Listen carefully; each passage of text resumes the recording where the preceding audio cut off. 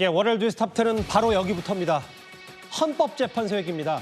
사실 오늘 아침부터 모든 언론의 눈과 귀는 헌법재판소로 쏠렸었습니다. 왜냐하면 최상목 대통령 권한대행이 헌법재판관 한 명을 임명하지 않고 있죠. 바로 여기 있는 이 마은혁 후보자.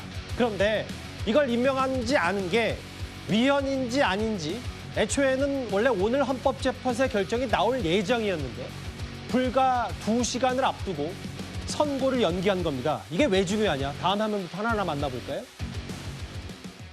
만약에 오늘 물론 최상목 권한대행의 여러 승낙도 혹은 본인의 동의도 있어야 되겠지만 마은혁 후보자가 들어가서 9인 체제가 되면 이게 나중에 9명이 9대6 혹은 9명에서 6명을 하는지 8명 중에 6명이 대통령 탄핵에 인용하는지 이게 확실히 다르다는 것 때문에 마은혁 후보자의 임명 여부가 꽤 논란거리였는데요.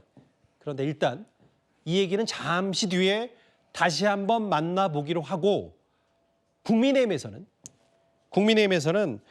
마은혁 후보자의 임명이 임박하니까 그 마 후보자 그가 지금까지 그 어떤 재판관보다 가장 편향도 있다고 주장해 왔었습니다.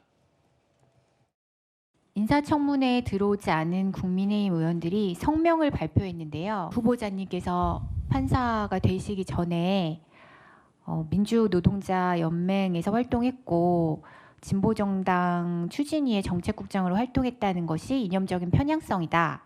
그리고 점거 농성을 벌인 민노당 당직자에 대해서 공소기각 판결을 내린 것이 이념적 정치적 성향을 드러낸 것이다. 인천 지역 민주노동자연맹에서 활동했던 것은 사실이고 그 과정에서 뭐 이런저런 요소들이 있었습니다만은 저는 사법시험에 공부를 시작을 하고 합격한 이후로 꽤 많은 생각의 변화가 있었고 당시 민주노동당 당직자들만 기소된 것을 저는 차별적인 기소로 보았습니다. 그래서 공소기각 판결한 것이고 소위 인민노련의 김문수 현 고용노동부 장관도 거기 주요 멤버 아니었어요? 아니었던 것으로 알고 있습니다. 예.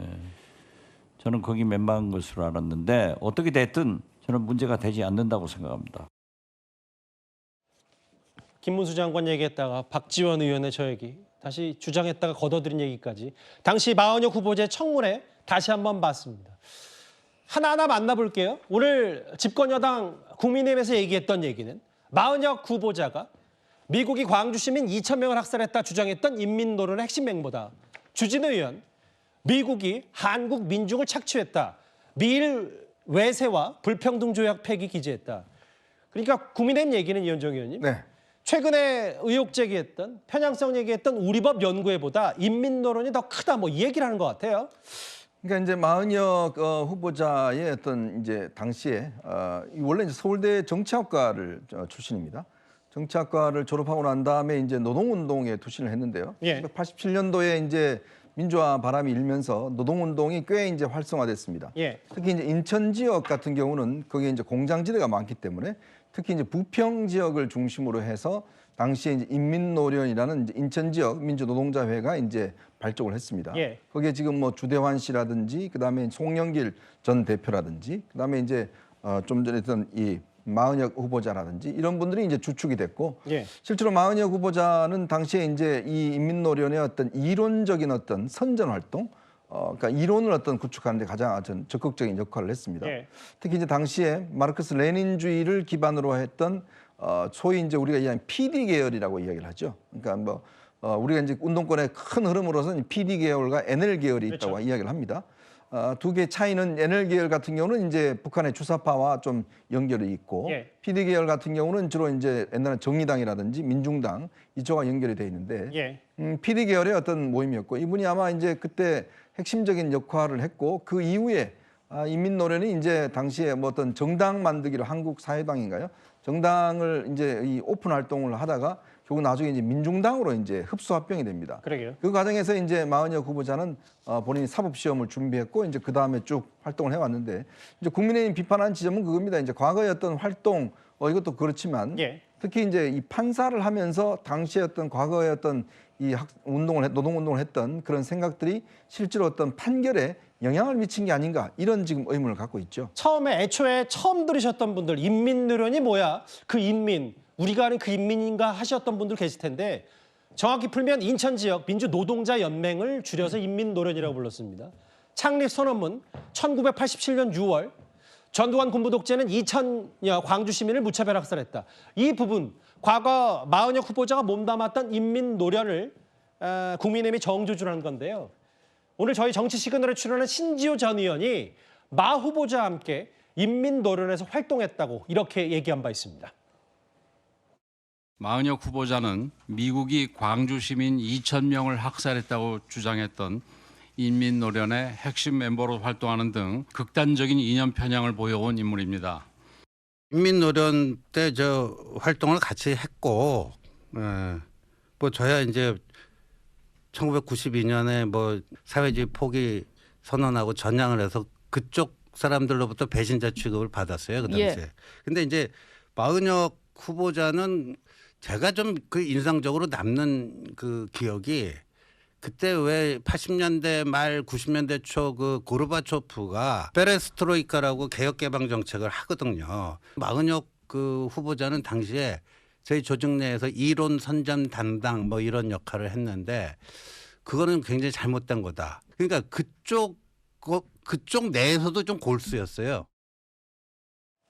과거 구소련의 고르바초프까지 언급할 정도로 그만큼 이념적 성향이 뚜렷하다는 게 이제 신지호 전 의원 얘기. 함께 전향 전까지 본인이 신 전 의원이 전향 전까지는 인민노련에서 함께 활동했다는데 실제로 여러 판사 시절에도 판사 신분으로 노회찬 전 의원 후원에 참석해서 30만 원대 이것도 구설에 오른 바가 있습니다. 그러니까 노회찬 전 의원이 바로 인민노련의 핵심 멤버였습니다. 아하. 당시에 이제 구속도 되기도 하고 했는데, 그러니까 이제 그러다 보니까 아마 이제 이 마은혁 후보자 같은 경우 노회찬 의원하고 꽤 이제 친분이 있었고, 노회찬 의원이 이제 사실은 이 마은혁 후보자가 이제 본인의 부모님하고 이제 부인께서 돌아가셨어요. 예. 그때 노회찬 당시 의원이 이제 조문도 가고 해서 그거에 대한 이제 고마움으로 옛날에 이제 노회찬 의원이 이제 연구소를 만든 적이 있습니다. 그때 이제 후원금을 한 30만 원인가요? 후원을 했다. 이제 이런 문제가 있어. 그때 당시에도 이게 좀 논란이 됐습니다. 왜냐하면 현직 판사가 이런 어떤 노동운동 어떤 단체에 이제 기부한다는 것 자체가 적절하냐를 두고서 꽤 이제 논란이 돼서 당시에 또 기사화가 된 적도 있습니다. 예. 그러니까 그만큼 이제 이 마은혁 후보자 같은 경우는 어떤 본인의 노동운동 시절에 생각했던 생각들이 실제 이제 판사 생활을 하면서도 그 어떤 인맥 관계라든지 예. 또 이제 좀 이따 이야기하겠지만 어떤 판결에 사실 이게 좀 투영된 게 아니냐. 자, 그러다가 이제 헌법재판관 후보자가 되니까 이 문제가 이제 집중적으로 부각이 된 거죠. 특히 이제 이번에 서부지법에서 2명이 이제 됐지 않습니까? 예. 서부지원장을 했던 정계선 재판관은 이제 이미 임명이 됐고, 그렇죠. 그다음 부장판사를 한 이제 마은혁 후보자 같은 경우는 민주당이 추천했습니다만은 사실 이제 국민의힘 쪽에서도 이거는 헌법재판관으로서의 어떤 중립성과 어떤 공정성에 좀 문제가 되는 거 아닌가? 뭐 그런 문제를 지금 집중적으로 제기하고 있는 것 같습니다. 성춘 부의장 생각은 어떠세요? 이제 그냥 일반 뭐 다른 사건의 재판이 아닌 사법부의 최고의 보루라 불리는 헌법재판고 우리나라에 단 9명밖에 없는 사람 중에 1명.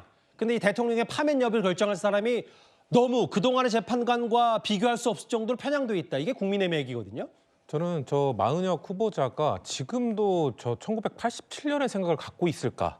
지금 87년에 창립 선언문이거든요. 87년이면 제가 4살 때입니다. 지금 제가 40이 넘었는데 예. 30 몇 년이 지난 이야기인데 그러면은 그 이후에 마은혁 후보자도 인사청문회 때 뭐라고 했습니까? 자기도 사법고시를 거치면서 뭔가 생각이 참 많이 바뀌었다라고 얘기했잖아요. 예. 어떻게 바뀌었는지 정말 알고 싶었으면 국민의힘 인사청문회 들어가서 물어봤으면 되는 거 아닙니까? 지금의 생각은 어떤가? 예. 그때 그 뭐 사상을 아직도 갖고 있는가 검증했으면 되잖아요. 근데 지금 민주당 의원들도 그 당시에 인사청문회 때 들어가서 국민의힘은 들어가지 않았습니다. 거부를 하고 예. 들어가서 그거 어떻게 생각하니까 생각이 바뀌었다는 것까지 답변을 받아내지 않았습니까? 그리고 아까 전에 박지원 의원께서 뭐 김문수 장관 이 얘기를 했는데 아마 이현정 의원이 아까 설명하신 것처럼 인민노련은 민중당에 흡수가 됐습니다. 그 민중당의 멤버에 김문수 지금 현 장관이 있습니다. 그리고 민중당 멤버에는 뭐 이재호, 뭐 김성식, 뭐 이런 정택은 국민의힘 정치인들 다 있었고요. 지금 현역 정치인으로는 박형준 부산시장도 민중당 멤버였습니다. 예. 그러면은 그 사람들 그 인민노련이라는 정말 좌익에 그 쏠려 있는 사람들을 흡수한 정당이 그 정당은 문제가 없나요?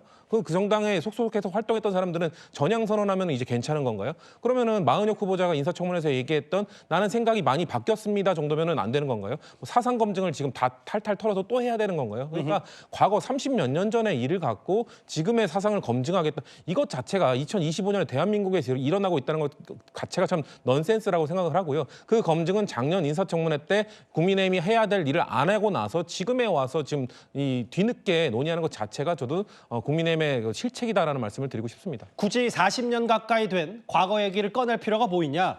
그냥 단순히 흠집내기다. 그러면 40년 전까지 가지 말고 10년 전 걸로 가볼게요. 구자령 변호사님. 이 마은혁 후보자가 당시 판사였을 때 2009년 서울 남부지법 국회 불법 점거 사건, 그러니까 국회를 폭력 점거한 민노당 관계자들에게 공소를 기각해서 면죄를 뒀다. 당시에도 이런 논란이 있었던 것 같아요. 그렇죠. 그래서 뭐 사상 검증하는 거냐 이렇게 얘기하시는데 사상 검증하자는 게 아니라 그런 생각을 가진 사람이 법관에 적합하냐라는 걸 논의하는 거죠. 그때 함께 운동했던 분들 정치하니까 아무 얘기 안 하잖아요. 그분들이 법관이 되면 똑같은 잣대로 아마 검증을 했을 겁니다. 예. 근데 저분은 본인도 생각이 바뀌었다라고 얘기하잖아요. 그 이전의 생각이라는 건 법관으로서 적합하지 않다라는 걸 본인도 시인을 하는 거예요. 근데 그 생각이 바뀐 게 정말이냐라는 걸 따져보려면은 저 사람의 판결문을 보면 알겠죠. 근데 저 국회 불법 점거 사건을 보면은 생각이 바뀐 게 아닌 것 같다라는 게 굉장히 강한 의심이 드는 게 저 민노당 당직자들이 국회 불법 점거 사건으로 기소가 돼요. 예. 그래서 민노당이라는 게 인민노련부터 시작해가지고 저분이 노동운동을 하면서 연을 맺었던 사람들이 그쪽으로도 계열이 이제 흡수가 돼 있거든요. 예. 쭉 돼 있던 그 민노당에 대해서 12명의 당직자가 기소가 되니까 예. 왜 다른 사람들에 대해서는 같이 기소 안 하냐. 이 12명에 대해서는 부당하다라면서 공소 기각을 해요. 공소 기각이라는 건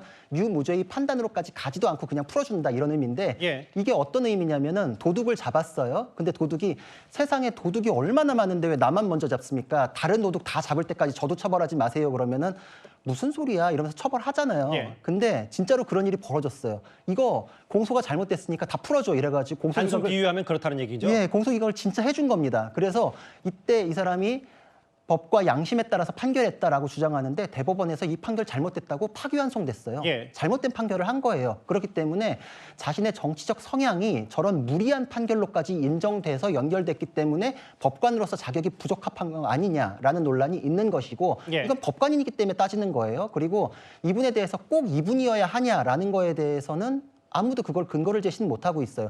부적합한 내용들이 지금 계속 거론되고 있잖아요. 예. 근데 그것도 상관없다라고만 하지 이분이 무슨 헌법에 대해서 학위가 있거나 논문이 있거나 이런 분도 아니에요. 예. 그럼 꼭 이분이어야 한다. 이분이 어떤 헌법적으로 의미 있는 사건을 처리했기 때문에 이 사람이어야 한다. 이런 논증은 없어요. 그런 사건에 대해서 언급하시는 분은 없거든요. 예. 꼭 이분이 저런 논란에도 불구하고 이분이어야 한다라는 게 없으면 논란에 대해서는 수습하는 차원에서 사퇴하거나 이런 것이 맞다 생각합니다. 과거에 판결 논란까지 거론됐다. 2009년에 국회 불법 점거 사건 민노당 당직자들에게 면죄부 준 거 아니냐. 그 이런 부분 때문에 마은혁 후보자의 편향성 논란을 국민의힘에 지적하는 걸 거예요. 강성필 부위원장님, 네. 다음 화면을 볼게요. 일단은 지금 현재 8인 체제고 마은혁 후보자가 임명이 됐으면 9인 체제가 되는데 8명 중 6명과 9명 중 6명은 다르다는데 국민의힘 얘기는 뭐냐면 마은혁 후보자는 본인들이 생각할 때 무조건 대통령에 대한 탄핵을 인용할 거다.